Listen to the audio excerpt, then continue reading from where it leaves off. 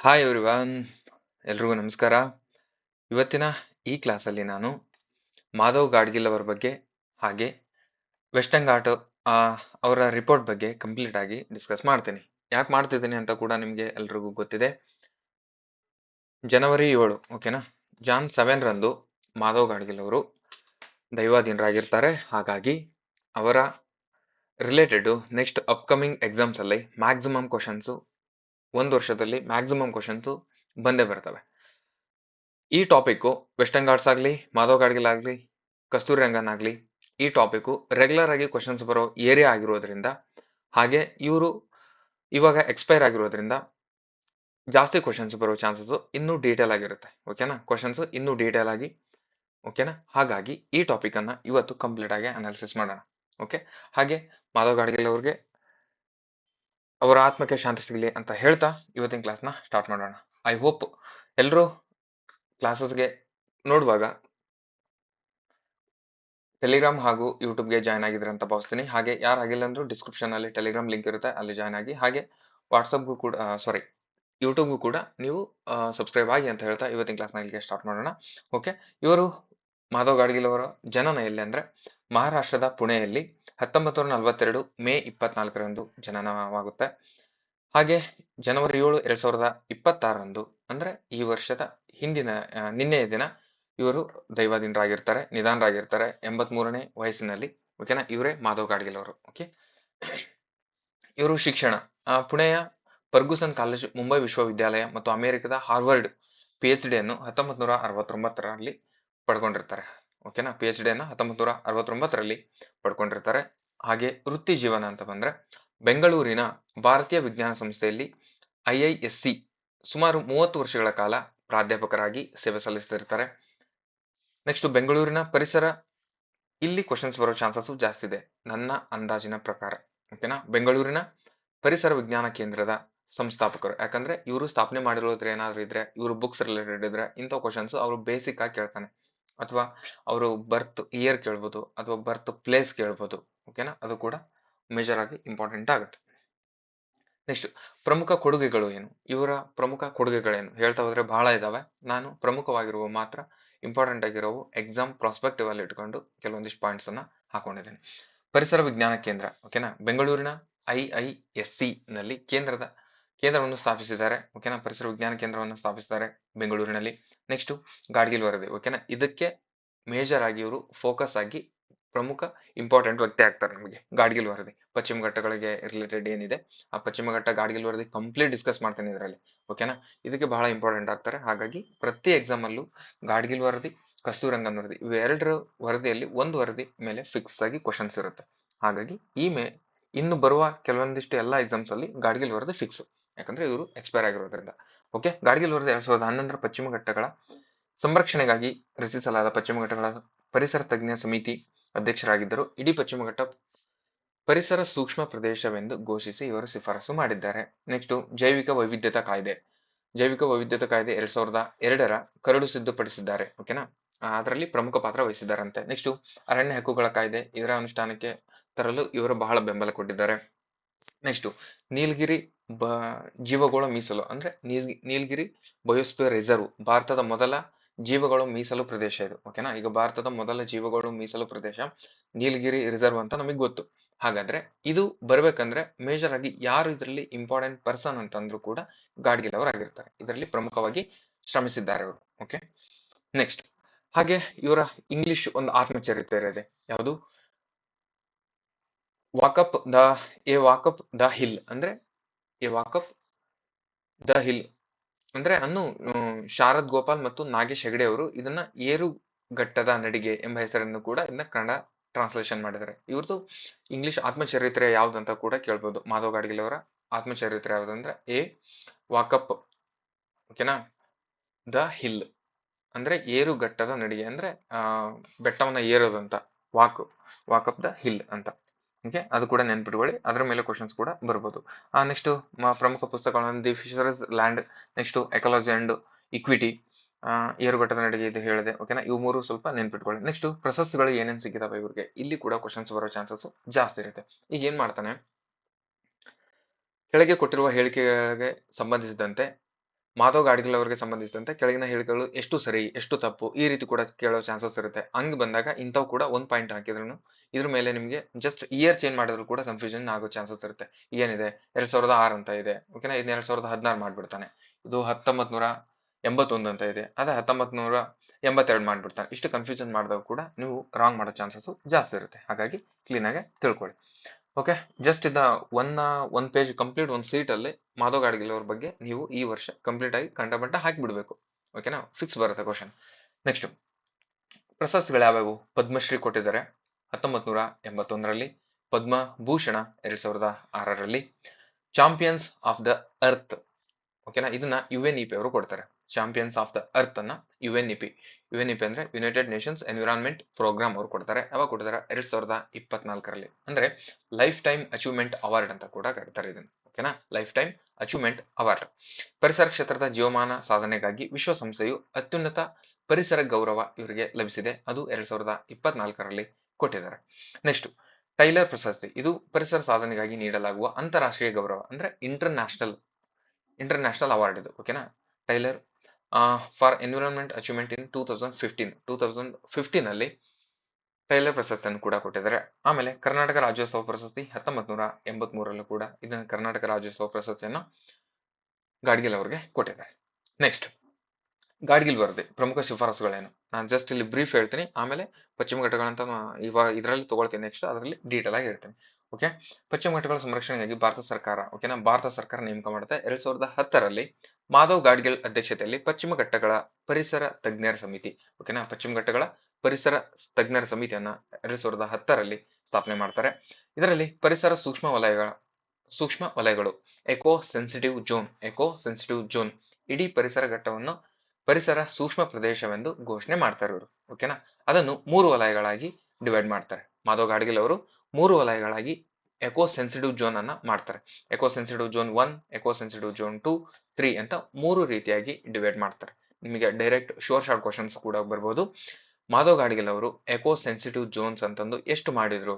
Simple ಅನ್ಸ್ಬೋದು, but ಅದು exam ಅಲ್ಲಿ confusion ಆಗುತ್ತೆ. ಓಕೆನಾ, 3 ರೀತಿಯಾಗಿ ಡಿವೈಡ್ ಮಾಡ್ತಾರೆ. ನೆಕ್ಸ್ಟ್, ಗಣಿಗಾರಿಕೆ ನಿಷೇಧ ಮಾಡಬೇಕು ಅತಿ ಸೂಕ್ಷ್ಮ ವಲಯದಲ್ಲಿ ಎಕೋ ಸೆನ್ಸಿಟಿವ್ ಝೋನ್ 1ರಲ್ಲಿ.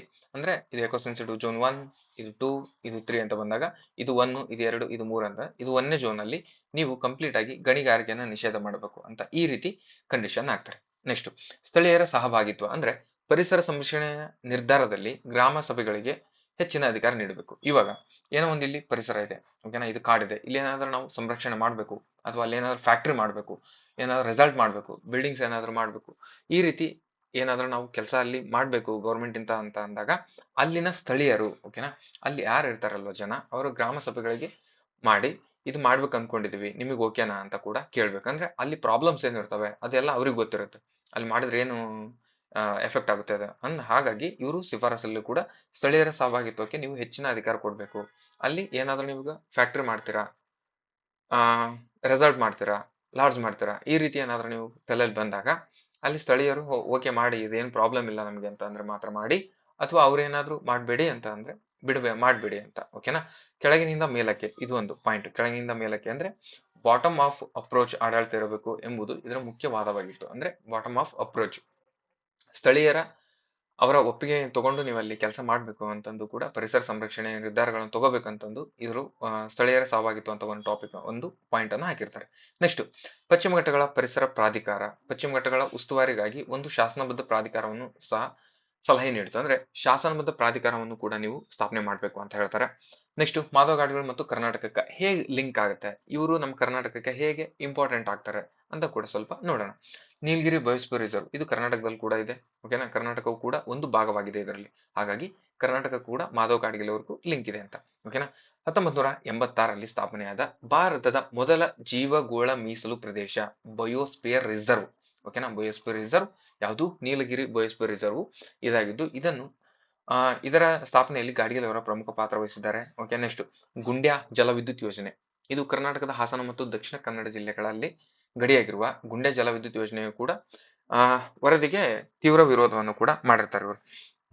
Okay, next walk up of the hill, ಇದು ಅವಾಗಲೇ ಹೇಳಿದೆ. ಇವರು ಕರ್ನಾಟಕದವರು. ಕನ್ನಡ ಟ್ರಾನ್ಸ್ಲೇಟ್ ಮಾಡಿರೋದಕ್ಕೆ ಇದನ್ನ ಹಾಕಿದೀನಿ ಒಂದು ಪಾಯಿಂಟ್, ಕರ್ನಾಟಕಕ್ಕೆ ಹೇಗೆ ಇಂಟರ್ಲಿಂಕ್ ಆಗುತ್ತೆ ಅಂತ. ಓಕೆನಾ, ಶಾರದಾ ಗೋಪಾಲ್ ಮತ್ತು ನಾಗೇಶ್ ಹೆಗಡೆ ಅವರು ಟ್ರಾನ್ಸ್ಲೇಟ್ ಮಾಡಿದ್ದಾರೆ ಇದನ್ನ. ಓಕೆ, ನೆಕ್ಸ್ಟ್ ಕಸ್ತೂರಿ ರಂಗನ್ ಸಮಿತಿ ಮತ್ತು ಗಾಡ್ಗಿಲ್ ಸಮಿತಿಯ ಡಿಫ್ರೆನ್ಸ್ ಏನು, ಅದಕ್ಕೆ ಕಂಪ್ಯಾರಿಸನ್ ಮಾಡ್ಕೊಂಡಾಗ ಏನು ಅದಕ್ಕೆ ಏನ್ ಡಿಫ್ರೆನ್ಸ್ ಆಗುತ್ತೆ. ಈಗ ಫಸ್ಟ್ ಗಾಡ್ಗಿಲ್ ವರದಿ ಬರುತ್ತೆ. ಗಾಡ್ಗಿಲ್ ವರದಿಯು ಅಭಿವೃದ್ಧಿ ವಿರೋಧಿ ಎಂಬ ಒಳಗಾಗುತ್ತೆ. ಅಂದ್ರೆ ಇವಾಗ ಗಾಡ್ಗಿಲ್ ಅವರು ಒಂದು ವರದಿ ಕೊಡ್ತಾರೆ. 2010ರಲ್ಲಿ ಅದು ಅಪಾಯಿಂಟ್ ಮಾಡ್ತಾರೆ. 2011ರಲ್ಲಿ ವರದಿ ಕೊಡ್ತಾರೆ. ಓಕೆನಾ, 10ರಲ್ಲಿ ಅಪಾಯಿಂಟ್ ಆಗಿ 11ರಲ್ಲಿ ವರದಿ ಕೊಡ್ತಾರೆ. ಹಾಗೊಟ್ಟಾಗ 2011ರಲ್ಲಿ ವರದಿ ಬಂದ್ಮೇಲೆ ಅದು ಅಭಿವೃದ್ಧಿಯ ವಿರೋಧಿ ಇದೆ ಅಂತ ಹೇಳ್ತಾರೆ. ಯಾಕೆ ವಿರೋಧಿ ಇದೆ, ಅದ್ರದ್ದು ಏನು ರೆಕಮೆಂಡ್ ಕೊಡ್ತಾ ಅಂತಂದು ನಾ ಹೇಳ್ತೀನಿ ಇದರಲ್ಲಿ ನೆಕ್ಸ್ಟ್. ಆಮೇಲೆ ಅದಾದ್ಮೇಲೆ ನೆಕ್ಸ್ಟ್ ಕಸ್ತೂರಿ ರಂಗನ್ ಬರುತ್ತೆ. ನಿಮಗೆ ಒಂದು ಬ್ರೀಫ್ ಆಗಿ ಸ್ಟ್ರಕ್ಚರ್ ಕೊಡ್ಬೇಕು, ನಾನು ಕೊಟ್ಟ ಆಮೇಲೆ ಡೀಟೇಲ್ ಆಗಿ ಹೇಳ್ತೀನಿ. ಓಕೆನಾ, ಇಡೀ ಪಶ್ಚಿಮ ಘಟ್ಟವನ್ನು ನೀವು ಸಂರಕ್ಷಣೆ ಮಾಡ್ಬೇಕು ಅಂತ ಹೇಳ್ತಾರೆ. 75% ನೀವು ಸಂರಕ್ಷಣೆ ಮಾಡ್ರಿ ಅಂತ. ಹಾಗಾಗಿ ನೆಕ್ಸ್ಟ್ 3 ವಲಯಗಳು ಮಾಡ್ತಾರೆ ಅಂತ ಹೇಳಿದೆ. ಗ್ರಾಮ ಸಭೆಗಳಿಗೆ ಹೆಚ್ಚಿನ ಅವಕಾಶ ಕೂಡ ಕೊಡ್ರಿ ಅಂತ ಹೇಳ್ತಾರೆ. ಬಟ್ ಅದಾದ್ಮೇಲೆ ಗಾಡ್ಗಿಲ್ ವರದಿ ಆದ್ಮೇಲೆ ಕಸ್ತೂರಿ ರಂಗನ್ ಮಾಡ್ತಾರೆ. ಇದು 2013ರಲ್ಲಿ ಬರುತ್ತೆ. ಓಕೆನಾ, ಇವರು 37% ನೀವು ಅದನ್ನ ಸಂರಕ್ಷಣೆ ಮಾಡ್ರಿ. ಕೇವಲ 2 ಭಾಗ ಮಾತ್ರ ಮಾಡ್ತಾರೆ. ಇವರು ಎಕೋ ಸೆನ್ಸಿಟಿವ್ ಝೋನ್ ಅಂತ 3 ಮಾಡಿದ್ರಲ್ವಾ, ಇವರು 2 ಮಾಡ್ತಾರೆ. ತಾಂತ್ರಿಕ ಮತ್ತು ಆಡಳಿತ ನಿರ್ಧಾರಕ್ಕೆ ಒತ್ತು ನೀಡಬೇಕಂತ ಹೇಳ್ತಾರೆ. ಇವರು ಗ್ರಾಮ ಸಭೆಗಳಿಗೆ ಒತ್ತು ನೀಡಬೇಕಂತ ಹೇಳ್ತಾರೆ. ಓಕೆನಾ, ಇವಾಗ ಬೇಸಿಕ್ ಆಗಿ ನಿಮ್ಗೆ ಕಂಪ್ಲೀಟ್ ಆಗಿ ಗಾಡ್ಗಿಲ್ ಅವರು ಏನು ಎಷ್ಟು ಇಂಪಾರ್ಟೆನ್ಸ್ ಅಂತ ನಿಮ್ಗೆ ಇವಾಗ ಕಂಪ್ಲೀಟ್ ಆಗಿ ಗೊತ್ತಾಗಿದೆ ಅಂತ ಭಾವಿಸ್ತೀನಿ. ಓಕೆ, ಇದರಲ್ಲಿ ನೆಕ್ಸ್ಟ್ ನಾವು ಮುಂದೆ ನೋಡೋದಾದ್ರೆ, ಇವಾಗ ಫಸ್ಟ್ ಪಶ್ಚಿಮ ಘಟ್ಟ ಎಲ್ಲಿದೆ. ಪಶ್ಚಿಮ ಘಟ್ಟ ಆವಾಗ್ಲಿಂದ ಮಾತಾಡ್ತಿದ್ವಿ. ಪಶ್ಚಿಮ ಘಟ್ಟ, ಆಮೇಲೆ ಪಶ್ಚಿಮ ಘಟ್ಟ ಅಂದ್ರೆ ಭಾರತದ ಈ ಭಾಗದಲ್ಲಿ ಇರುತ್ತೆ. ಓಕೆನಾ, ಇದರಲ್ಲಿ ಫಸ್ಟ್ ಯಾವ್ದು ಬರುತ್ತೆ, ಈ ಕಡೆ ಕೆಳಗಿಂದ ನೋಡೋದಾದ್ರೆ ತಮಿಳ್ನಾಡು ಬರುತ್ತೆ, ಕೇರಳ ಬರುತ್ತೆ, ನಮ್ಮ ಕರ್ನಾಟಕ ಬರುತ್ತೆ, ಗೋವಾ ಬರುತ್ತೆ, ಮಹಾರಾಷ್ಟ್ರ, ಗುಜರಾತ್. ಓಕೆನಾ, 6 ರಾಜ್ಯಗಳು. ಜಸ್ಟ್ ಶಾರ್ಟ್ ಕ್ವಶನ್ ಕೇಳ್ಬೋದು ನಿಮಗೆ, ಎಷ್ಟು ರಾಜ್ಯಗಳಲ್ಲಿ ಪಶ್ಚಿಮ ಘಟ್ಟ ಹರಡಿಕೊಂಡಿದೆ. 6 ರಾಜ್ಯಗಳಲ್ಲಿ. ಓಕೆನಾ, ಇದು ಕೂಡ ಕ್ವಶನ್ಸ್ ಬರ್ತದೆ. ಇದನ್ನ ಸಂರಕ್ಷಣೆ ಮಾಡಬೇಕು, ಈ ಪಶ್ಚಿಮ ಘಟ್ಟವನ್ನ ನೀವು ಸಂರಕ್ಷಣೆ ಮಾಡಬೇಕು ಅಂತಂದು ಗಾಡ್ಗಿಲ್ ಅವರು 75% ನೀವು ಸಂರಕ್ಷಣೆ ಮಾಡ್ಬೇಕಂತಂದು ಆರ್ಡರ್ ಆಗುತ್ತೆ. ಆರ್ಡರ್ ಮೀನ್ಸ್ ರಿಪೋರ್ಟ್ ಕೊಡ್ತಾರೆ. ಓಕೆನಾ, ಹಾಗಾಗಿ ಇದೇನಿದು ಅಭಿವೃದ್ಧಿಯ ವಿರೋಧಿ ಮಾಡ್ತೀರಿ ನೀವು ಅಂದ್ರೆ, ಇಲ್ಲಿ ಏನಾದ್ರು ಫ್ಯಾಕ್ಟ್ರಿ ಮಾಡೋದು ಇಂಥವೆಲ್ಲ ನೀವು ನಿಲ್ಲಿಸಬೇಕು. ಕಂಪ್ಲೀಟ್ ಆಗಿ ನೀವು ಅದನ್ನ ಯೂಸೇ ಮಾಡಬಾರ್ದು. ಪಶ್ಚಿಮ ಘಟ್ಟವನ್ನ ನೀವು ಯಾವುದೇ ಕಾರಣಕ್ಕೂ ಟಚ್ ಮಾಡಬಾರ್ದು ಅನ್ನೋ ರೀತಿಯಾಗಿ ರಿಪೋರ್ಟ್ ಬಂದ್ಬಿಡುತ್ತೆ. ಹಾಗಿದ್ದಾಗ ಗೌರ್ಮೆಂಟ್ಗೆಲ್ಲ ಶಾಕ್ ಆಗುತ್ತೆ. ಯಾಕಂತಂದ್ರೆ ಇಲ್ಲಿ ಏನಾದ್ರು ಆ ಮೈನಿಂಗ್ ಮಾಡೋದು, ಆಮೇಲೆ ರೆಸಾರ್ಟ್ ಮಾಡೋದು, ಇವೆಲ್ಲ ಟೂರಿಸ್ಟ್ ಪ್ಲೇಸ್ಗಳು. ಓಕೆನಾ, ಅದೆಲ್ಲ ಮಾಡ್ಕೊಂಡು ದುಡ್ಡು ಮಾಡ್ಬೇಕು, ಆಮೇಲೆ ಅಭಿವೃದ್ಧಿ ಮಾಡ್ಕೋಬೇಕು ಅನ್ನೋದು ಒಂದ್ ಕಡೆ ನೋಡಿದ್ರೆ ಅದರಿಂದ ಯೂಸ್ ತಗೊಂಡು, ಇನ್ನೊಂದ್ ಕಡೆ ಅದು ಕಂಪ್ಲೀಟ್ ಆಗಿ ಹಾಳಾಗುತ್ತೆ ಅಲ್ಲ ಅಂತಂದು ಕೂಡ ಇದು ವಿರೋಧ ಆಗುತ್ತೆ. ಓಕೆನಾ, ಹಾಗಾಗಿ ಇದು ಕಂಪ್ಲೀಟ್ ಆಗಿ ನೀವು ಅಭಿವೃದ್ಧಿಯ ವಿರೋಧಿಯಾಗಿ ನೀವು ರಿಪೋರ್ಟ್ ಕೊಟ್ಟಿದ್ದೀರಾ ಅಂತಂದು ಗಾಡ್ಗಿಲ್ ವರದಿಯನ್ನ ತಿರಸ್ಕಾರ ಮಾಡಿ ನೆಕ್ಸ್ಟ್ ವರ್ಷದಲ್ಲಿ ಕಸ್ತೂರಿ ರಂಗನ್ ವರದಿಯನ್ನು ಕೂಡ ಕಸ್ತೂರಿ ರಂಗನ್ ಅವರನ್ನು ಇದರ ರಿಪೋರ್ಟ್ ತಗೊಳಕ್ಕೆ ನೆಕ್ಸ್ಟ್ ಅಪಾಯಿಂಟ್ ಮಾಡ್ತಾರೆ. ಓಕೆನಾ, ಐ ಹೋಪ್ ಅರ್ಥ ಆಯ್ತು ಅಂತ ಅನ್ಕೊಳ್ತೀನಿ. ಆಮೇಲೆ ಪಶ್ಚಿಮ ಘಟ್ಟ ಎಷ್ಟು ರಾಜ್ಯಗಳಲ್ಲಿ ಹರಡಿದೆ ಅಂತ ಕೂಡ ಕ್ವಶನ್ ಬಹಳ ಸರಿ ಬಂದಿದೆ. ಓಕೆನಾ, ಅದು ಕೂಡ ನೀವು ನೆನಪಲ್ಲಿ ಇಟ್ಕೊಳಕ್ಕೆ ಸಾಧ್ಯ ಆಗಿರ್ಬೇಕು. ನೆಕ್ಸ್ಟ್, ಹಾಗಾದ್ರೆ ರಿಪೋರ್ಟ್ ಅಲ್ಲಿ ಏನಿತ್ತು, ರಿಸಲ್ಟ್ ಮಾಡ್ಬೇಕಂತಂದ್ರೆ ರಿಪೋರ್ಟ್ ಅಲ್ಲಿ ಏನಿತ್ತು ಅದನ್ನು ಕೂಡ ನೆಕ್ಸ್ಟ್ ಹೇಳ್ತೀನಿ. ಪಶ್ಚಿಮ ಘಟ್ಟಗಳ ಕುರಿತಾದ ಮಾಧವ್ ಗಾಡ್ಗಿಲ್ ಸಮಿತಿಯ ವರದಿ. ಓಕೆನಾ, ಏನಿತ್ತು ರಿಪೋರ್ಟ್ ಅಲ್ಲಿ, ಸ್ಥಾಪನೆ ಮಾಧವ್ ಗಾಡ್ಗಿಲ್ ಸಮಿತಿಯನ್ನು ಭಾರತ ಸರ್ಕಾರ, ನೆನಪಲ್ಲಿ ಇಟ್ಕೊಳ್ಳಿ, ಭಾರತ ಸರ್ಕಾರ ಪರಿಸರ ಸಚಿವಾಲಯವು, ಓಕೆನಾ, ಪರಿಸರ ಸಚಿವಾಲಯವು 2010ರಲ್ಲಿ ನೇಮಕ ಮಾಡ್ತದೆ. ಇದು ಕಾರ್ಯಕಾರಿ ಆದೇಶದ ಮೂಲಕ ರಚನೆ ಮಾಡಿತ್ತು. ಪಶ್ಚಿಮ ಘಟ್ಟಗಳ ಪರಿಸರ ವಿಜ್ಞಾನ ತಜ್ಞರ ಸಮಿತಿ ಎಂದು ಹೆಸರಿಸಲಾಯಿತು. ಇದು ಎಲ್ಲಾ ಸಂಬಂಧಿತ ಪಾಲುದಾರರೊಂದಿಗೆ ಸಮಾಲೋಚನೆ ನಡೆಸುವ ಮೂಲಕ ಪಶ್ಚಿಮ ಘಟ್ಟಗಳ ಪ್ರದೇಶಗಳನ್ನು ಪುನಶ್ಚೇತನಗೊಳಿಸುವ, ಸಂರಕ್ಷಿಸುವ ಮತ್ತು ರಕ್ಷಿಸುವ ಜವಾಬ್ದಾರಿಯನ್ನು ಸಮಿತಿಗೆ ನೀಡಲಾಗಿತ್ತು. ಓಕೆನಾ, ಈ ತಲೆಯಲ್ಲಿ ಇಟ್ಕೊಂಡು ಪುನರಕ್ಷಣೆ ಮಾಡಬೇಕು, ಸಂರಕ್ಷಣೆ ಮಾಡಬೇಕು, ರಕ್ಷಿಸುವ ಜವಾಬ್ದಾರಿಯನ್ನು ಇಟ್ಕೊಂಡು ರಿಪೋರ್ಟ್ ಕೊಡ್ರಿ ಅಂತ ಹೇಳಿರ್ತಾರೆ. ಪರಿಸರ ಪ್ರಾಧಿಕಾರವು ಪಶ್ಚಿಮ ಘಟ್ಟಗಳ ಪರಿಸರ ನಿರ್ವಹಣೆಗಾಗಿ ವೃತ್ತಿಪರ ಸಂಸ್ಥೆಯಾಗಿ ಕಾರ್ಯನಿರ್ವಹಿಸಲಿರುವ ಪಶ್ಚಿಮ ಘಟ್ಟಗಳ ಪರಿಸರ ಪ್ರಾಧಿಕಾರವನ್ನು ಸ್ಥಾಪಿಸುವ ವಿಧಾನದ ಬಗ್ಗೆ ಸಲಹೆ ನೀಡುವ ಕಾರ್ಯವನ್ನು ಕೂಡ ಈ ಸಮಿತಿಗೆ ವಹಿಸಲಾಗಿರುತ್ತದೆ. ಓಕೆನಾ, ನೆಕ್ಸ್ಟ್ ರೆಕಮೆಂಡೇಶನ್ ಏನ್ ಕೊಡ್ತು, ಶಿಫಾರಸ್ ಏನ್ ಕೊಡ್ತು. ಓಕೆನಾ, ಗಾಡ್ಗಿಲ್ ಕಮಿಟಿ ಅವರು ಶಿಫಾರಸ್ ಏನ್ ಕೊಟ್ರು ಗೌರ್ಮೆಂಟ್ಗೆ, ಅದು ರಿಜೆಕ್ಟ್ ಆಗುವಂತ ಶಿಫಾರಸ್ ಏನ್ ಕೊಟ್ರು ಅಂತಂದು ಇವಾಗ 1 by 1 ಲೈನ್ ಹೇಳ್ತೀನಿ. ಇದ್ರ ಮೇಲೆ ಯಾವುದೇ ಒಂದು ಲೈನ್ ಮೇಲೆ ಕೂಡ ನಿಮ್ಗೆ ಹೇಳಿಕೆ 1, 2, 3, 4 ಈ ರೀತಿ ಕೂಡ ಕ್ವಶನ್ಸ್ ಕೇಳ್ಬೋದು. ನನ್ನ ತಲೆಯಲ್ಲಿ ಏನಿರುತ್ತೆ ಅಂದ್ರೆ ಕ್ಲಾಸ್ ಮಾಡುವಾಗ ಹೇಳಿಕೆ ರೂಪದಲ್ಲಿ ಕ್ವಶನ್ ಬಂದ್ರು, ಡಾಟಾ ರೂಪದಲ್ಲಿ ಕ್ವಶನ್ ಬಂದ್ರು ಕೂಡ ನೀವು ಅಟೆಂಡ್ ಮಾಡಬೇಕು. ನಾನು ಆ ಮೈಂಡ್ ಸೆಟ್ ಇಟ್ಕೊಂಡು ಕ್ಲಾಸ್ ಮಾಡ್ತಿರ್ತೀನಿ. ಹಾಗಾಗಿ ನನ್ನ ಕ್ಲಾಸು ಸಣ್ಣ ಟಾಪಿಕ್ ಇದ್ರೂ ಕೂಡ ಲ್ಯಾಗ್ ಆಗಿರುತ್ತೆ, ದೊಡ್ಡದಾಗಿರುತ್ತೆ. ಓಕೆನಾ, ಹಾಗಾಗಿ ಅರ್ಥ ಮಾಡ್ಕೋಬೇಕು ನೀವು. ಕ್ವಶನ್ಸ್ ಯಾವ ರೀತಿ ಬರ್ತಿದಾವೆ, ಕ್ವಶನ್ ಪೇಪರ್ ನೋಡಿ ಆಮೇಲೆ ನನ್ನ ಕ್ಲಾಸ್ ನೋಡೋದ್ರಿಗೆ ಮಾತ್ರ ನನ್ನ ಕ್ಲಾಸ್ ಮ್ಯಾಕ್ಸಿಮಮ್ ಆಗಿ ಅರ್ಥ ಆಗ್ತಿರುತ್ತೆ. ಏನಪ್ಪಾ ಇಷ್ಟೊಂದು ಹೇಳ್ತಾರೆ ನೀವು ಅಂತ ಕೂಡ ಅನ್ಕೋಬಹುದು. ಮ್ಯಾಕ್ಸಿಮಮ್ ಏನು ಓದ್ತೀರಾ, ಯಾವುದೇ ಬುಕ್ಸ್ ಅಲ್ಲ ಆದ್ರೂ ಕೂಡ ನೋಡ್ರಿ ನೀವು ಒಂದು ಸ್ಲೈಡ್ ಇಷ್ಟು ಒಂದು ಪೇಜಲ್ಲಿ, ಒಂದು ಅರ್ಧ ಪೇಜಲ್ಲಿ ಕೂಡ ಅದು ಇಷ್ಟು ಮುಗಿಸ್ಬಿಟ್ಟಿರ್ತಾರೆ. ಓಕೆನಾ. ಇದ್ರಲ್ಲಿ ನಾನೀಗ 35 ಸ್ಲೈಡ್ ಇದಾವೆ. ನಾನು ಜಸ್ಟ್ ಒಂದು ಟಾಪಿಕ್ ತಗೊಂಡಿರೋದು. ಓಕೆನಾ. ಹಾಗಾಗಿ ಕ್ವಶನ್ಸ್ ಆ ರೀತಿ ಬರ್ತಿದ್ದಾವಂದ್ರೆ ಪ್ರಿಪ್ರೇಷನ್ ಕೂಡ ಅದೇ ಲೆವೆಲ್ ಅಲ್ಲಿ ಇರಬೇಕು. ಓಕೆನಾ. ರೆಕಮೆಂಡೇಶನ್ ಏನ್ ಕೊಡ್ತು?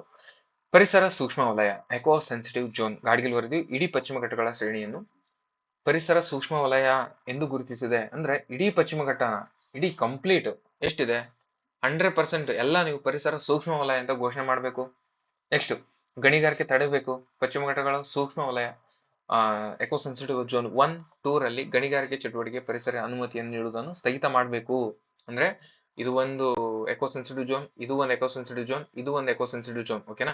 1, 2, 3 ಈ 3 ಇದಾವಲ್ವಾ, 3ರಲ್ಲಿ ಕಂಪ್ಲೀಟ್ ಆಗಿ ಈ 2ರಲ್ಲಿ ನೀವು ಯಾವುದೇ ರೀತಿಯಾದಂತಹ ಗಣಿಗಾರಿಕೆ ಮಾಡಲು ಗೌರ್ಮೆಂಟ್ ಅನುಮತಿಯನ್ನ ಕೊಡಬೇಡಿ ಅಂತ ಹೇಳುತ್ತೆ. ನೆಕ್ಸ್ಟ್ ಹಂತ ಹಂತವಾಗಿ ಸ್ಥಗಿತ ಮಾಡಬೇಕು. ಹೇಗೆ?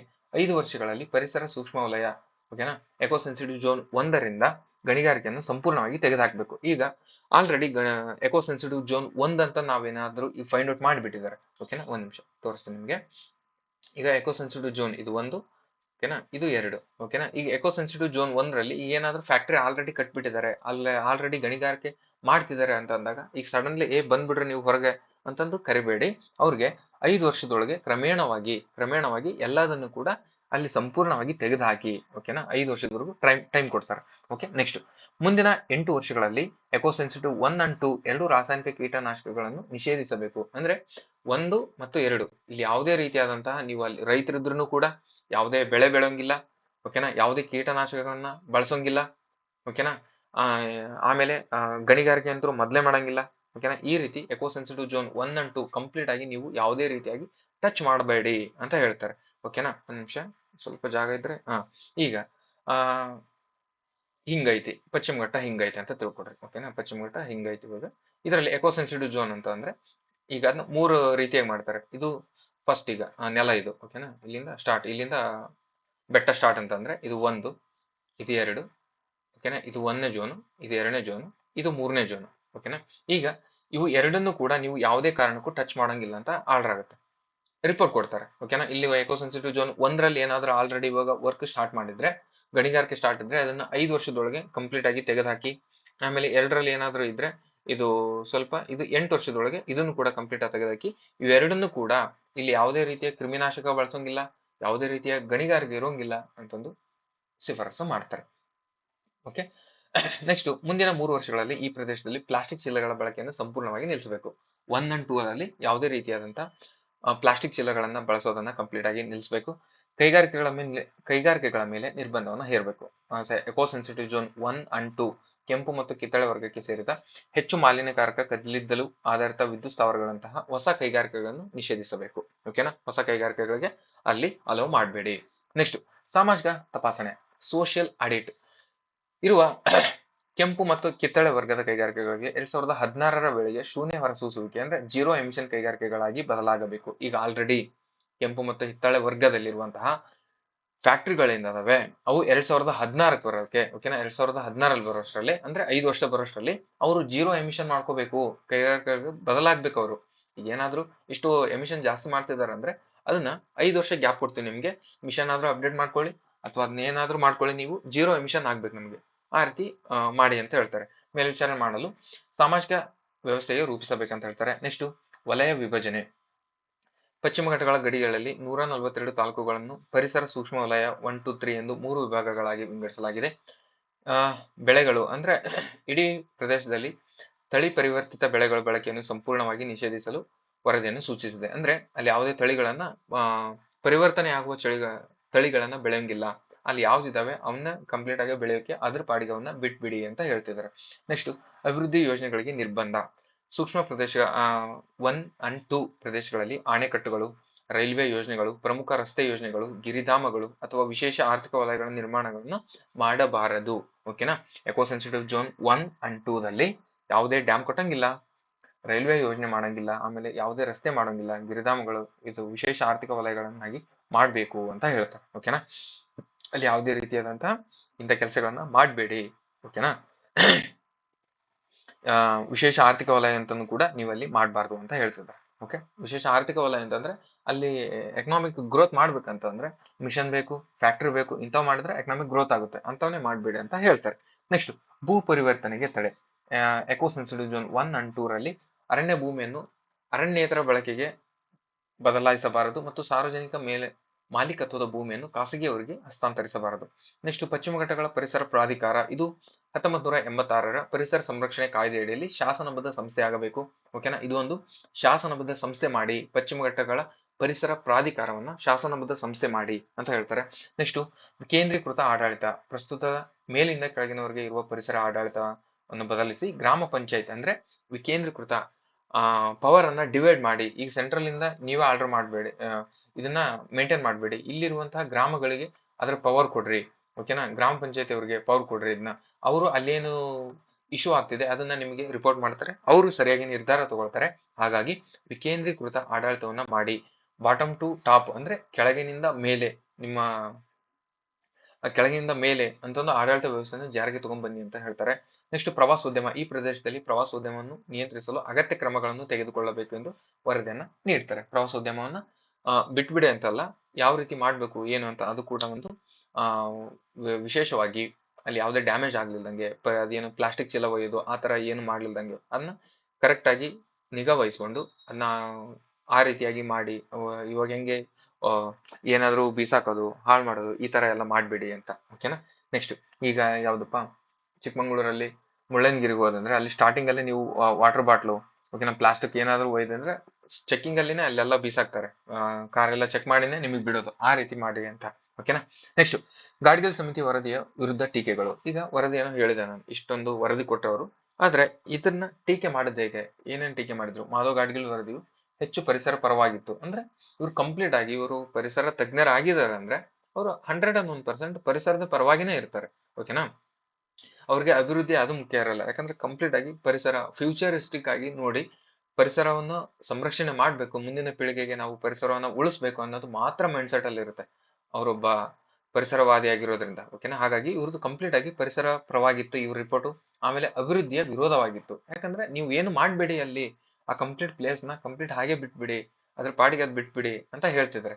ಹಾಗಾಗಿ ಅಭಿವೃದ್ಧಿಯ ವಿರೋಧವಾಗಿತ್ತು. ಈ ವರದಿಯನ್ನು ಎದುರಿಸಿದ ಕೆಲವು ಪ್ರಮುಖ ಟೀಕೆಗಳಲ್ಲಿ ಪ್ರಮುಖ ಟೀಕೆನೇ ಇದು. ಈಗ ಪರಿಸರ ಪರವಾಗಿತ್ತು, ಅಭಿವೃದ್ಧಿಯ ವಿರೋಧವಾಗಿತ್ತು. ನೆಕ್ಸ್ಟ್, ಅಪ್ರಾಯೋಗಿಕ ಶಿಫಾರಸುಗಳು. ನೀಡಿದ ಶಿಫಾರಸುಗಳು ಅನುಷ್ಠಾನ ತರಲು ಅತ್ಯಂತ ಅಪ್ರಾಯೋಗಿಕವಾಗಿವೆ ಎಂದು ಟೀಕಿಸಲಾಯಿತು. ಅಂದ್ರೆ ಇವ್ರು ಏನೋ ಶಿಫಾರಸು ಕೊಟ್ರಲ್ವಾ, ಅವೆಲ್ಲವೂ ಅಪ್ರಾಯೋಗಿಕವಾಗಿದ್ದಾವೆ ಅಂತ ಗೌರ್ಮೆಂಟ್ ಹೇಳುತ್ತೆ. ನೆಕ್ಸ್ಟ್, ಅಭಿವೃದ್ಧಿಗೆ ಹಿನ್ನಡೆ ಮಾಡ್ತಾರೆ. ಅಭಿವೃದ್ಧಿನ ಆ ಪ್ಲೇಸ್ ಇದ್ರೂ ಕೂಡ ನಮ್ಗೆ ಯೂಸ್ ಮಾಡ್ಕೊಳಕ್ ಬರ್ಲಿಲ್ಲ ಅಂತ ಅಂದ್ರೆ ಅಭಿವೃದ್ಧಿಗೆ ಹಿನ್ನಡೆ ಮಾಡ್ತಿದ್ದಾರೆ ಇವರು ಅಂತ. ಅಂದ್ರೆ ಇವರು ಫ್ಯೂಚರಿಸ್ಟಿಕ್ ನೋಡಿ ಮುಂದೆ ಬರುವ ಪೀಳಿಗೆಗಳಿಗೆ ಎಲ್ಲ ಯೂಸ್ ಆಗ್ಲಿ ಅಂತಂದು ಇವರು ಈ ರೀತಿ ರಿಪೋರ್ಟ್ ಕೊಟ್ರೆ, ಗೌರ್ಮೆಂಟ್ ಇದು ಅಭಿವೃದ್ಧಿಗೆ ಅದು ಕಂಪ್ಲೀಟ್ ಪ್ಲೇಸ್ ನಾವು ಯೂಸ್ ಮಾಡ್ಕೊಳ್ಳಿಲ್ಲ ಅಂದ್ರೆ ನಮ್ಗೆ ಅಭಿವೃದ್ಧಿಗೆ ವಿರೋಧ ಆಗುತ್ತೆ ಅಂತ ಹೇಳ್ತಾರೆ. ಪಶ್ಚಿಮ ಘಟ್ಟಗಳು ಪರಿಸರ ಸೂಕ್ಷ್ಮ ವಲಯದ ಅಡಿಯಲ್ಲಿ ತರುವುದರಿಂದ ರಾಜ್ಯ ಇಂಧನ ಮತ್ತು ಅಭಿವೃದ್ಧಿ ಅಗತ್ಯತೆಗಳ ಮೇಲೆ ತೀವ್ರ ಪರಿಣಾಮವನ್ನು ಬೀರುತ್ತದೆ. ಹಾಗಾಗಿ ಇದು ಅಭಿವೃದ್ಧಿಗೆ ಹಿನ್ನಡೆ ಆಗ್ತದೆ. ನೆಕ್ಸ್ಟ್, ಹೊಸ ಪ್ರಾಧಿಕಾರದ ಅಗತ್ಯತೆ. ಇದು ಪಶ್ಚಿಮ ಘಟ್ಟಗಳ ಹೊಸ ಪ್ರಾಧಿಕಾರ ಎಂಬ ಶಾಸನಬದ್ಧ ಸಂಸ್ಥೆಯನ್ನು ಸ್ಥಾಪಿಸುವ ಶಿಫಾರಸನ್ನು ಟೀಕಿಸಲಾಯಿತು. ಅಂದ್ರೆ ಹೊಸ ಪ್ರಾಧಿಕಾರನ ಮಾಡೋದು ಬೇಡ ಅಂತಂದು, ಏಕೆಂದ್ರೆ ಅಸ್ತಿತ್ವದಲ್ಲಿರುವ ಕಾನೂನುಗಳು ಮತ್ತು ಏಜೆನ್ಸಿಗಳು ಕಾರ್ಯಕ್ಕೆ ಸಾಕಾಗುತ್ತದೆ ಎಂಬ ಟೀಕೆಕಾರರು ವಾದವಾಗಿತ್ತಂತೆ. ನೆಕ್ಸ್ಟ್, ಅವ್ರು ಏನಾದ್ರು ಮಾಡ್ಕೊಳ್ಬಾರ್ದು, ನಮ್ಗೆ ಬೇಡದು. ಆರ್ಥಿಕ ನಷ್ಟ. ಶಿಫಾರಸುಗಳು ಜಾರಿಯಾದ ಉಂಟಾದ ಆದಾಯ ನಷ್ಟಕ್ಕೆ ಯಾವುದೇ ಪರಿಹಾರ ಅಥವಾ ಪರ್ಯಾಯ ಮಾರ್ಗಗಳು ವರದಿಯಲ್ಲಿ ಸೂಚಿಸಿಲ್ಲ ಎಂದು ಕೂಡ ಹೇಳ್ತಾರೆ. ಆರ್ಥಿಕ ನಷ್ಟ ಆದ್ರೆ ಅದಕ್ಕೇನ್ ಬೇರೆ ದಾರಿ ಮಾಡ್ಕೋಬೇಕಂತಂದು ಕೂಡ ಅವರು ರಿಪೋರ್ಟ್ ಅಲ್ಲಿ ಹೇಳಿಲ್ಲ ಅಂತ ಹೇಳ್ತಾರೆ. ನೆಕ್ಸ್ಟ್, ಇಂಧನ ಕ್ಷೇತ್ರಕ್ಕೆ ಅವರು ಪರಿಸರವಾದಿಗಳು ಅವ್ರು ಅದನ್ನ ಹೇಳಿರ್ತಾರೆ, ಆದಾಯ ಲಾಸ್ ಆಯ್ತಂದ್ರೆ ಅದನ್ನ ಹೇಗೆ ರಿಕವರಿ ಮಾಡ್ಕೊಳೋದಂತ ಅವ್ರು ಯಾಕೆ ಹೇಳ್ಬೇಕು ಹೇಳಿ, ಇವ್ರು ಮಾಡ್ಕೋಬೇಕು ತಾನೆ ಗೌರ್ಮೆಂಟ್ನವರು, ಇವ್ರಿಗೆ ಏನ್ ಬೇಕೋ ಅಲ್ಲಿ ಇನ್ಕಮ್ ಜಾಸ್ತಿ ತಗೋಬೇಕು. ಹಾಗಾಗಿ ಇದು ಒಂದು ಕೂಡ ಇದು ವ್ಯಾಲಿಡ್ ರೀಸನ್ ಅಲ್ಲ, ಇದು ಕೂಡ ರೀಸನ್ ಕೊಡ್ತಾರೆ. ನೆಕ್ಸ್ಟ್, ಇಂಧನ ಕ್ಷೇತ್ರದ ಮೇಲೆ ಪರಿಣಾಮ. ದೇಶದ ಹೆಚ್ಚುತ್ತಿರುವ ಇಂಧನ ಅಗತ್ಯತೆಗಳನ್ನು ಗಮನಿಸಿದರೆ ಈ ಪ್ರದೇಶದಲ್ಲಿ ಅಣೆಕಟ್ಟು ನಿರ್ಮಾಣವನ್ನು ನಿಷೇಧಿಸುವುದು ವಿದ್ಯುತ್ ಕ್ಷೇತ್ರದ ಮೇಲೆ ನಕಾರಾತ್ಮಕ ಪರಿಣಾಮ ಬೀರುತ್ತದೆ. ಯಾಕಂತಂದ್ರೆ ಪಶ್ಚಿಮ ಘಟ್ಟದಲ್ಲಿ ಅತ್ಯಂತ ಜಾಸ್ತಿ ಮಳೆ ಆಗುತ್ತೆ. ಓಕೆನಾ. ಮಳೆ ಆದ ತಕ್ಷಣ ನೀರು ಸುಯಿ ಅಂತ ಸಮುದ್ರಕ್ಕೆ ಹೋಗುವಾಗ ಅದಕ್ಕೆ ಟರ್ಬೈನ್ ಇಟ್ಟು ಚಕ್ರ ತಿರುಗಿಸಿ ಅಲ್ಲಿಂದ ಕೂಡ ಕರೆಂಟ್ ಅನ್ನ ಉತ್ಪಾದನೆ ಮಾಡಬಹುದು. ಇದು ವ್ಯಾಲಿಡ್ ರೀಸನ್ ಅಂತ ಕೂಡ ಹೇಳ್ಬೋದು. ಹಾಗಿದ್ದಾಗ ಅದನ್ನು ಮಾಡ್ಬೇಡಿ ಅಂತ ಹೇಳ್ತಾರೆ ಅವರು. ಕಂಪ್ಲೀಟ್ ಆಗಿ ನೀವು ಮಾಡ್ಕೋಬೇಡಿ, ಅಲ್ಲಿ ಡ್ಯಾಮೇಜ್ ಮಾಡಬೇಡಿ ಪರಿಸರಕ್ಕೆ ಅಂತ ಹೇಳ್ತಾರೆ. ಅದು ಕೂಡ ವಿದ್ಯುತ್ ಕ್ಷೇತ್ರಕ್ಕೆ ಪರಿಣಾಮ ಬೀರ್ತತೆ ಅಂತ ಹೇಳ್ತಾರೆ. ಇದು ಕೂಡ ರೈಟ್. ಆಮೇಲೆ ಗಣಿಗಾರಿಕೆ ವಲಯದ ವಿರೋಧ. ಅಂದ್ರೆ ಗಣಿಗಾರಿಕೆ ಮಾಡ್ಬೇಡಿ ಅಂತ ಹೇಳ್ತಾರೆ. ಸಂಪೂರ್ಣ ನಿರೋಧ ಹೇರಿದ್ರಿಂದ ಇದು ತೀವ್ರವಾಗಿ ಟೀಕಣೆ ಮಾಡ್ತಾರೆ. ನೆಕ್ಸ್ಟ್, ರೈತರ ಆತಂಕ. ಗಾಡ್ಗಿಲ್ ವರದಿ ಶಿಫಾರಸು ಜಾರಿಯಿಂದ ತಮ್ಮ ಜೀವನೋಪಕ್ಕಾಗಿ ಧಕ್ಕೆಯಾಗುವುದು ಕೇರಳದ ರೈತರು ಇತರ ತೀವ್ರ ಆತಂಕ ವ್ಯಕ್ತಪಡಿಸಿದರು. ಅಂದ್ರೆ ಪಶ್ಚಿಮ ಘಟ್ಟಗಳಲ್ಲಿ ಇರುವಂತಹ ರೈತರು ಅವರಾಗ ಜಮೀನ್ ಮಾಡ್ಕೊಂಡಿರ್ತಾರೆ ಇಷ್ಟಿಷ್ಟಂತ. ಆದ್ರೆ ಜಮೀನು ಅಲ್ಲಿ ಏನು ನೀವು ರಾಸಾಯನಿಕ ಉಪಯೋಗ ಮಾಡಂಗಿಲ್ಲ, ಅದೇನು ನೀವು ಬೆಳೆಯಂಗಿಲ್ಲ ಅಂತ ಹೇಳ್ತಾರೆ. ಹಾಗಾಗಿ ಇದು ಕೂಡ ರೈತರಿಗೆ ಆತಂಕ ಉಂಟಾಗುತ್ತೆ. ಹಾಗಾಗಿ ಇದನ್ನು ಕೂಡ ಅದು ಒಂದು ಪಾಯಿಂಟ್ ಕೂಡ ಅದನ್ನ ಟೀಕೆ ಮಾಡೋಕೆ ಒಂದು ಪಾಯಿಂಟ್ ಆಗಿರುತ್ತೆ. ನೆಕ್ಸ್ಟ್, ಪಶ್ಚಿಮ ಘಟ್ಟಗಳ ಪ್ರಾಮುಖ್ಯತೆ. ಇದಿಷ್ಟು ಅವರ ರಿಪೋರ್ಟ್ ಏನು, ಅವರು ಯಾಕೆ ಅದು ರಿಜೆಕ್ಟ್ ಆಯ್ತು ಅಂತ ಹೇಳಿದೆ. ಓಕೆನಾ. ನೆಕ್ಸ್ಟ್, ಪಶ್ಚಿಮ ಘಟ್ಟಗಳ ಪ್ರಾಮುಖ್ಯತೆ ಏನು ಇವಾಗ ಅಂತ ಕೂಡ ನೋಡ್ಕೊಳ್ಳೋಣ. ಪಶ್ಚಿಮ ಘಟ್ಟಗಳ ಪ್ರಾಮುಖ್ಯತೆ: ಜಲಮೂಲ ಮತ್ತು ಜಲಾನಯನ ಕಾರ್ಯ. WWF ಪ್ರಕೃತಿ ವಿಶ್ವ ವನ್ಯಜೀವಿ ನಿಧಿ ಪ್ರಕಾರ ಪಶ್ಚಿಮ ಘಟ್ಟಗಳು ಪ್ರಮುಖ ಜಲವಿಜ್ಞಾನ ಮತ್ತು ಜಲಾನಯನ ಕಾರ್ಯಗಳನ್ನು ನಿರ್ವಹಿಸುತ್ತದೆ. ಈ ಪ್ರದೇಶಗಳು ವಾಸಿಸುವ ಸುಮಾರು 245 ಮಿಲಿಯನ್ ಜನರು ಪಶ್ಚಿಮ ಘಟ್ಟಗಳಿಂದ ಉಗಮಿಸುವ ದ್ವಿಕಲ್ಪದ ನದಿಗಳ ಮೂಲಕ ನೀರನ್ನು ಪಡೆಯುತ್ತಾರೆ. ಹೀಗಾಗಿ ಈ ಪ್ರದೇಶದ ನೀರು, ಮಣ್ಣು ಲಕ್ಷಾಂತರ ಜನರ ಜೀವನೋಪಾಯವಾಗಿದೆ. ಓಕೆನಾ. ನೆಕ್ಸ್ಟ್, ಭೌಗೋಳಿಕ ಮತ್ತು ವಿಕಾಸಾತ್ಮಕವಾಗಿ ಪಶ್ಚಿಮ ಘಟ್ಟಗಳು ಹಿಮಾಲಯಕ್ಕಿಂತ ಮುಂಚಿತವಾಗಿ ರೂಪುಗೊಂಡಿವೆ ಎಂಬುದು ಕೂಡ ಭೌಗೋಳಿಕ ವಿಶೇಷತೆ. ಓಕೆನಾ. ಹಿಮಾಲಯಕ್ಕಿಂತ ಬಿಫೋರ್ ಇದ್ವು ಅಂತ ಹೇಳ್ತಾರೆ. ನೆಕ್ಸ್ಟ್, ಇದನ್ನು ವಿಕಾಸಾತ್ಮಕ ಎಕೋಟೋನ್, ಓಕೆನಾ, ವಿಕಾಸಾತ್ಮಕ ಎಕೋಟೋನ್, ಎವಲ್ಯೂಷನರಿ ಎಕೋಟೋನ್ ಎಂದು ಕೂಡ ಪರಿಗಣಿಸಲಾಗುತ್ತದೆ. Out of India, out of Africa ಸಿದ್ಧಾಂತದಿಂದ ಪ್ರತಿನಿಧಿಸುತ್ತಾರೆ ಅಂತಿದ್ದಾನೆ. ಓಕೆ. ನೆಕ್ಸ್ಟ್, ಮಾನ್ಸೂನ್ ಮೇಲೆ ಪ್ರಭಾವ. ಪಶ್ಚಿಮ ಘಟ್ಟಗಳು ನೈಋತ್ಯ ಮಾನ್ಸೂನ್ ಮಾರುತಗಳ ಅರಬ್ಬಿ ಸಮುದ್ರ ಶಾಖೆಗೆ ತಡೆಯಾಗಿ ಕಾರ್ಯನಿರ್ವಹಿಸುತ್ತವೆ. ಮೂಲಕ ದೇಶಾದ್ಯಂತ ಮಳೆಯ ಮಾದರಿಯ ಮೇಲೆ ಪ್ರಭಾವ ಬೀರುತ್ತದೆ. ಓಕೆನಾ. ಈ ಪಶ್ಚಿಮ ಘಟ್ಟಗಳು ಇರೋದ್ರಿಂದನೇ ಮಳೆ ಎಲ್ಲಿ ಯಾವಾಗ ಎಷ್ಟು ಆಗ್ಬೇಕು ಅನ್ನೋದು ಕೂಡ ಇದು ಮೇಜರ್ ಆಗಿ ಡಿಸೈಡ್ ಮಾಡುತ್ತೆ. ಹಾಗಾಗಿ ಪಶ್ಚಿಮ ಘಟ್ಟಗಳು ನಮಗೆ ಅತ್ಯಂತ ಪ್ರಮುಖ ನಮ್ಮ ದೇಶಕ್ಕೆ. ಓಕೆನಾ. ಇಡೀ ಭಾರತೀಯ ದ್ವೀಪಕಲ್ಪದ ಜೈವಿಕ, ಭೌತಿಕ ಮತ್ತು ಪರಿಸರ ಕ್ರಿಯೆಗಳ ಮೇಲೆ ಪ್ರಭಾವವನ್ನು ಹೊಂದಿದೆ. ನೆಕ್ಸ್ಟ್, ಜೈವಿಕ ವೈವಿಧ್ಯತೆ. ಸ್ಥಳೀಯ ಪ್ರಭೇದಗಳು. ಪಶ್ಚಿಮ ಘಟ್ಟಗಳ ಅಪಾರ ವೈವಿಧ್ಯತೆಯನ್ನು ಸಸ್ಯ ಮತ್ತು ಪ್ರಾಣಿ ಸಂಕುಲಕ್ಕೆ ನೆಲೆಯಾಗಿ ಇಲ್ಲಿ ಕಂಡುಬರುವ ನೆಚ್ಚಿನ ಸ್ಥಳೀಯವಾಗಿ, ಅಂದರೆ ಜಗತ್ತಿನ ಬೇರೆಲ್ಲೂ ಕಂಡುಬರುವುದಿಲ್ಲ. ಇಲ್ಲಿ ಯೂನಿಕ್ ಆಗಿರುವ ಪ್ರಭೇದಗಳು ಜಗತ್ತಿನ ಎಲ್ಲೂ ಕಂಡುಬರುವುದಿಲ್ಲ. ಹಾಗಾಗಿ ಇದನ್ನು ನಾವು ಪ್ರೊಟೆಕ್ಟ್ ಮಾಡಲೇಬೇಕು. ನೆಕ್ಸ್ಟ್, ಇಲ್ಲಿ ಕಂಡುಬರುವ 650ಕ್ಕೂ ವೃಕ್ಷ ಪ್ರಭೇದಗಳು 350ಕ್ಕೂ ಹೆಚ್ಚು ಸ್ಥಳೀಯವಾಗಿವೆ, ಅಂದ್ರೆ ಲೋಕಲ್. 650 ಪ್ರಭೇದಗಳಿದಾವಂತೆ ಮರಗಿಡಗಳು. ಅದರಲ್ಲಿ 350 ಬೇರೆ ಪ್ರಪಂಚದಲ್ಲಿ ಎಲ್ಲೂ ಇಲ್ಲ, ಲೋಕಲ್ ಅಂದ್ರೆ ಇಲ್ಲೇ ಇರೋವು. 350 ಪ್ರಭೇದಗಳು ಕೂಡ ಸ್ಥಳೀಯವಾಗಿವೆ. 176 ಉಭಯಚರ ಪ್ರಭೇದಗಳು 65% ಸ್ಥಳೀಯವಾಗಿವೆ. ಅಂದ್ರೆ ಉಭಯಚರ ಪ್ರಭೇದಗಳು ಇದಾವಲ್ವಾ 179, ಅದರಲ್ಲಿ 65% ಲೋಕಲ್, ಅಂದ್ರೆ ಇಲ್ಲೇ ಇರೋದು, ಪಶ್ಚಿಮ ಘಟ್ಟಗಳಲ್ಲಿ ಮಾತ್ರ ಕಂಡುಬರೋದು. ಓಕೆ. ನೆಕ್ಸ್ಟ್, ಸರೀಸೃಪ. 157 ಸರೀಸೃಪ ಪ್ರಭೇದಗಳಲ್ಲಿ 62% ಮತ್ತು 219 ಮೀನು ಪ್ರಭೇದಗಳಲ್ಲಿ 53% ಲೋಕಲ್. ಓಕೆನಾ. ಎಲ್ಲವೂ 50% ಮೇಲೇನೆ ಇದಾವೆ. ಹಾಗಾಗಿ ನಾವು ಇವನ್ನ ಪ್ರೊಟೆಕ್ಟ್ ಮಾಡಲೇಬೇಕು. ಅಂದ್ರೆ ಇಲ್ಲಷ್ಟೇ ಇರ್ತವೆ. ಇಲ್ಲೇನಾದ್ರೆ ನಾವು ಪಶ್ಚಿಮ ಘಟ್ಟವನ್ನು ಹಾಳು ಮಾಡಿದ್ರೆ ಈ 50% ನಾಶವಾಗಿ ಹೋಗ್ತವೆ. ಯಾಕಂದ್ರೆ ಬೇರೆ ಕಡೆ ಬದುಕೋಕೆ ಅದಕ್ಕೆ ಪ್ಲೇಸ್ ಇರಲ್ಲ. ಇಲ್ಲೇ ಆದಂತಹ ಅದಕ್ಕೆ ಕರೆಕ್ಟ್ ದೇಹದ ತಾಪಮಾನಕ್ಕೂ ಅದಕ್ಕೂ ಕರೆಕ್ಟ್ ಅಡ್ಜಸ್ಟ್ ಆಗೋಕು, ಅಂದ್ರೆ ಎನ್ವಿರಾನ್ಮೆಂಟ್ಗೂ ಆ ದೇಹಕ್ಕೂ ಕರೆಕ್ಟ್ ಆಗಿ ಸಿಂಕ್ ಆದಾಗ ಒಂದು ಪ್ರಭೇದ ಹುಟ್ಟಿರ್ತದೆ. ಅಂತ ಪ್ರಭೇದ ಇಲ್ಲಿ ಲೋಕಲ್ ಅಲ್ಲಿ ಮಾತ್ರ ಇರುತ್ತೆ. ಪಶ್ಚಿಮ ಘಟ್ಟ ಬೇರೆ ಕಡೆ ಎಲ್ಲೂ ಇಲ್ಲ. ಓಕೆನಾ. ಪ್ರಪಂಚದಲ್ಲಿ ಪಶ್ಚಿಮ ಘಟ್ಟ ಇಲ್ಲಿ ಮಾತ್ರ ಇರೋದು. ಹಾಗಾಗಿ ಇಲ್ಲಿರುವ ಪ್ರಭೇದಗಳು ಇಲ್ಲಿ ಮಾತ್ರ ಬದುಕ್ತಿರ್ತವೆ. ಹಾಗಾಗಿ ಆ ಪ್ರಭೇದಗಳು ಬದುಕಬೇಕಂದ್ರೆ ಪಶ್ಚಿಮ ಘಟ್ಟಗಳನ್ನ ನಾವು ಪ್ರೊಟೆಕ್ಟ್ ಮಾಡಲೇಬೇಕಾಗಿರುತ್ತೆ. ನೆಕ್ಸ್ಟ್, ಅಪರೂಪದ ಪ್ರಾಣಿಗಳಾದಂತಹ ಸಿಂಹಬಾಲದ ಕೋತಿ, ಲಯನ್ ಟೆಡ್ ಮೆಕಾಕ್, ನೀಲಗಿರಿ ಲಂಗೂರ್ ಮತ್ತು ನೀಲಗಿರಿ ಥಾರ್ ನಂತಹ ಅಳಿವಿನಂಚುವ ಪ್ರಭೇದಗಳು ಕೂಡ ಕಂಡುಬರ್ತವೆ. ಇವು ಎಲ್ಲೂ ಇಲ್ಲ, ನಮ್ಮ ಪಶ್ಚಿಮ ಘಟ್ಟಗಳಲ್ಲಿ ಮಾತ್ರ ಇರೋದು. ಓಕೆನಾ. ಸಿಂಹಬಾಲದ ಕೋತಿ, ನೀಲಗಿರಿ ಲಂಗೂರ್, ನೀಲಗಿರಿ ಥಾರ್, ಇದ್ರ ಮೇಲೆ ಕೂಡ ಕ್ವಶನ್ಸ್ ಬಂದಿದೆ. ಸಿಂಹಬಾಲದ ಕೋತಿ ಮೇಲೆ ಬಹಳ ಸರಿ ಬಂದಿದೆ, ನೀಲಗಿರಿ ಲಂಗೂರ್ ಮೇಲೆ ಬಂದಿದೆ, ನೀಲಗಿರಿ ಥಾರ್ ಮೇಲೂ ಕೂಡ ಬಂದಿದೆ. ಕಾನೂನು ರಕ್ಷಣೆ. ಈ ಪ್ರಾಮುಖ್ಯತೆಯನ್ನು ಅರಿತು ಪಶ್ಚಿಮ ಘಟ್ಟಗಳನ್ನು ಭಾರತೀಯ ಕಾನೂನುಗಳಾದ ವನ್ಯಜೀವಿ ಸಂರಕ್ಷಣಾ ಕಾಯ್ದೆ 1972, ಅರಣ್ಯ ಸಂರಕ್ಷಣಾ ಕಾಯ್ದೆ 1980 ಮತ್ತು ಭಾರತೀಯ ಅರಣ್ಯ ಕಾಯ್ದೆ 1927 ಈ ಆಕ್ಟ್ ಅನ್ನು ಕೂಡ ಕೇಳ್ತಾನೆ. ಎಕ್ಸಾಮ್ ಅಲ್ಲಿ ಬಹಳ ಸರಿ ಕೇಳಿದಾನೆ. ಯಾವುದು? ಭಾರತೀಯ ಕಾನೂನು ವನ್ಯಜೀವಿ ಸಂರಕ್ಷಣಾ ಕಾಯ್ದೆ 1972, ಅರಣ್ಯ ಸಂರಕ್ಷಣಾ ಕಾಯ್ದೆ 1980, ಭಾರತೀಯ ಅರಣ್ಯ ಕಾಯ್ದೆ 1927. ಓಕೆನಾ. 1927 ಇವನು ಕೂಡ ನೆನಪಲ್ಲಿ ಇಟ್ಕೊಳ್ಳಿ. ಇದ್ರ ಮೇಲೆ ಕೂಡ ಕ್ವಶನ್ಸ್ ಬರೋ ಚಾನ್ಸಸ್ ಜಾಸ್ತಿ ಇರುತ್ತೆ. ಐ ಹೋಪ್ ಇಷ್ಟೊತ್ತು ಹೇಳಿದ್ದೆಲ್ಲ ನಿಮ್ಗೆ ಅರ್ಥ ಆಯ್ತು ಅಂತ ಭಾವಿಸ್ತೀನಿ. ಇದ್ರ ಮೇಲೆ ಜಸ್ಟ್ ಒಂದು 5 ಕ್ವಶನ್ಸ್ ಅನ್ನ ಹಾಕೊಂಡಿದ್ದೀನಿ. ಪ್ರಿವಿಯಸ್ ಇಯರ್ ಕ್ವಶನ್ಸ್ ಅಂತ ಜಸ್ಟ್ 5 ಕ್ವಶನ್ಸ್ ಅನ್ನ ಹಾಕೊಂಡಿದ್ದೀನಿ. ಇದು ಇಷ್ಟೊತ್ತು ಕ್ಲಾಸ್ ನಿಮಗೆಲ್ಲ ಕಂಪ್ಲೀಟ್ ಆಗಿ ಅರ್ಥ ಆಗಿದ್ರೆ ಇಲ್ಲಿ 5 ಕ್ವಶನ್ಸ್ ಅನ್ನ ಈಸಿಯಾಗಿ ನೀವು ಆನ್ಸರ್ ಮಾಡ್ತೀರಾ ಅಂತ ಹೇಳ್ತಾ, ಫಸ್ಟ್ ಕ್ವಶನ್, ಮಾಧವ್ ಗಾಡ್ಗಿಲ್ ಅಧ್ಯಕ್ಷತೆ ಪಶ್ಚಿಮ ಘಟ್ಟಗಳ ಪರಿಸರ ತಜ್ಞರ ಸಮಿತಿಯು ಯಾವ ವರ್ಷದಲ್ಲಿ ತನ್ನ ವರದಿಯನ್ನ ಸರ್ಕಾರಕ್ಕೆ ಸಲ್ಲಿಸಿತು? ಹೀಗೆ ಹಂಗೆ ಶಾರ್ಟ್ ಹಂಗೆ ಮಾಧವ್ ಗಾಡ್ಗಿಲ್ ಅಧ್ಯಕ್ಷತೆ ಪಶ್ಚಿಮ ಘಟ್ಟ ಅಂತ ನೋಡಿದ ತಕ್ಷಣ ನೀವು 2010 ಹಾಕ್ಬಾರ್ದು. ಓಕೆನಾ. ಇಲ್ಲಿ ಜಸ್ಟ್ ವರದಿ ಕೇಳಿದ್ದೇನೆ, ಹಾಗಾಗಿ ಕ್ವಶನ್ ಅನ್ನ ಕಂಪ್ಲೀಟ್ ಆಗಿ ಓದ್ಬೇಕು. ಓಕೆನಾ. ವರದಿ ಕೇಳಿರೋದ್ರಿಂದ ಇದಕ್ಕೆ ರೈಟ್ ಆನ್ಸರ್ 2011. 2010ರಲ್ಲಿ ಅಪಾಯಿಂಟ್ ಮಾಡ್ತಾರೆ, 2011ರಲ್ಲಿ ವರದಿಯನ್ನು ಕೊಡ್ತಾರೆ.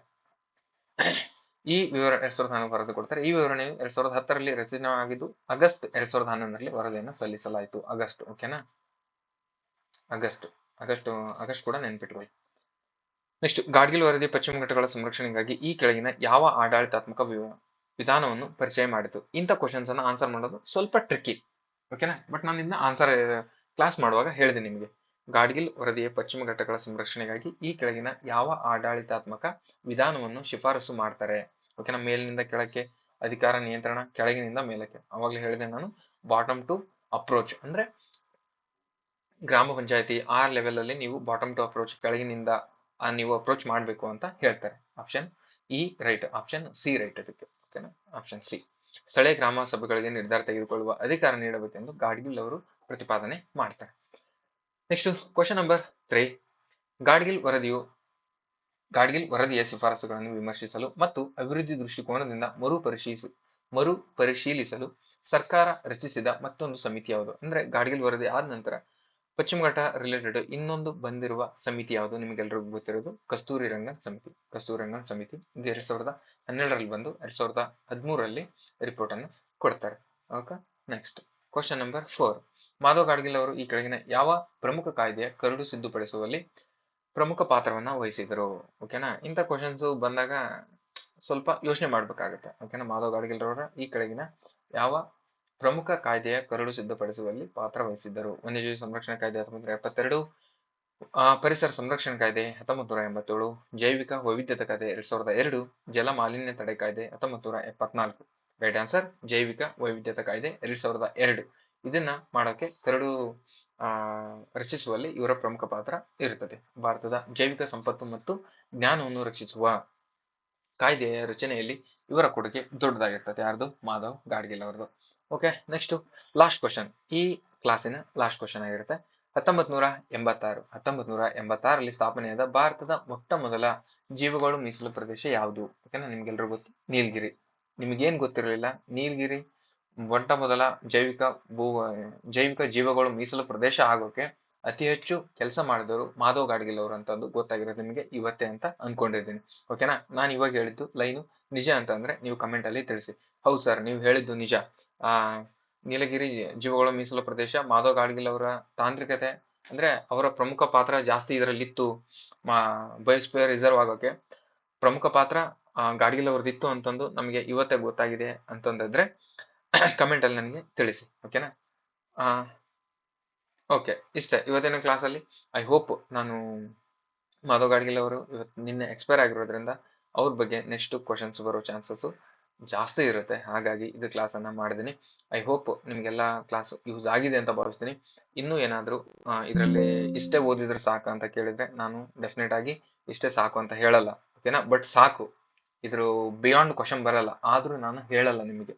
ಇದಕ್ಕಿಂತ ಅಡಿಷನಲ್ ಆಗಿ ಎಲ್ಲಾದ್ರೂ ನಿಮ್ಗೆ ಕಂಟೆಂಟ್ ಸಿಕ್ಕರೆ, ಓಕೆನಾ, ನೆಟ್ಟಲ್ಲಿ ಅಥವಾ ಯಾವ್ದಾದ್ರು ಮ್ಯಾಗ್ಝಿನ್ ಅಲ್ಲಿ, ಆಮೇಲೆ ಬುಕ್ ಅಲ್ಲಿ, ಓಕೆನಾ, ಇಲ್ಲೆಲ್ಲಾದ್ರೂ ನಿಮ್ಗೆ ವೆಬ್ಸೈಟ್ ಅಲ್ಲಿ ನಿಮ್ಗೆ ಇದಕ್ಕಿಂತ ಹೆಚ್ಚಿಗೆ ಕಂಟೆಂಟ್ ಸಿಕ್ಕರು ಕೂಡ ಒಂದೆರಡು ಲೈನ್ ಹಂಗೆ ಆ್ಯಡ್ ಮಾಡ್ಕೊಳ್ಳಿ, ಓಕೆನಾ? ಯಾವನಿಗೆ ಗೊತ್ತು, ಈಗ ಏನಾಗುತ್ತೆ ಅಂದ್ರೆ ಕಾಂಪಿಟೇಟಿವ್ ಎಕ್ಸಾಮ್ಸ್ ಅಲ್ಲಿ 10 ಪೇಜು ಏನಾದ್ರೂ ನೀನು ಓದ್ತೀಯ ಅಂತ ಅಂದ್ರೆ ನಿನಗೆ 9 ಪೇಜ್ ಓದೋ ಅಷ್ಟರಲ್ಲಿ ಸುಸ್ತಾಗ್ಬಿಡುತ್ತೆ. ಸುಸ್ತು ಮೀನ್ಸ್ ಓಕೆ, ಇಷ್ಟು ಓದ್ಕೊಂಡಿದ್ದೀನಲ್ವಾ ಒಂದು ಟಾಪಿಕ್ ಮೇಲೆ 10 ಪೇಜ್ ಇದೆ, 10 ಪೇಜಲ್ಲಿ 9 ಪೇಜ್ ಓದ್ಕೊಂಡಿದ್ದಲ್ವಾ ಸಾಕಂತಂದು 9 ಪೇಜ್ ಚೆನ್ನಾಗಿ ಓದ್ಕೊಂಡು 10ನೇ ಪೇಜ್ ಏನ್ ಮಾಡ್ತೀವಿ, ಸುಮ್ಮನೆ ಕಣ್ಣಾಡ್ಸ್ಕೊಂಡು ಹೋಗ್ತೀಯ ನೀನು.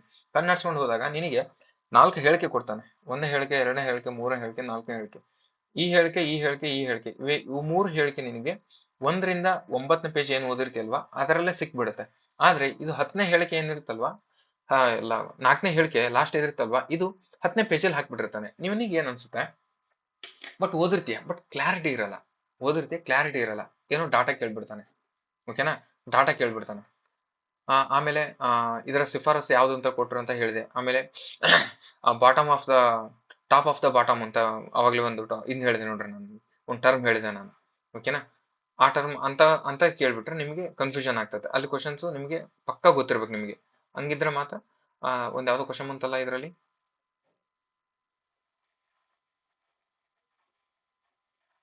ಇಲ್ಲೇನು ಬಾಟಮ್ ಟು ಅಪ್ರೋಚ್ ಈ ರೀತಿ ಏನಾದ್ರು ಕ್ವಶನ್ ಬಂದ್ಬಿಟ್ರೆ ನಿಮಗೆ ಕನ್ಫ್ಯೂಷನ್ ಆಗ್ತಾರೆ. ಆಮೇಲೆ ಇನ್ನೊಂದು ಕ್ವಶನ್ ಇಂಪಾರ್ಟೆಂಟ್ ಇದರಲ್ಲಿ ಇದನ್ನ ಮಾಡ್ತೀರಾ, ಐ ಹೋಪ್ ನೆಕ್ಸ್ಟ್ ಇದು ಕೂಡ ಕನ್ಫ್ಯೂಷನ್ ಆಗ್ತಾರೆ.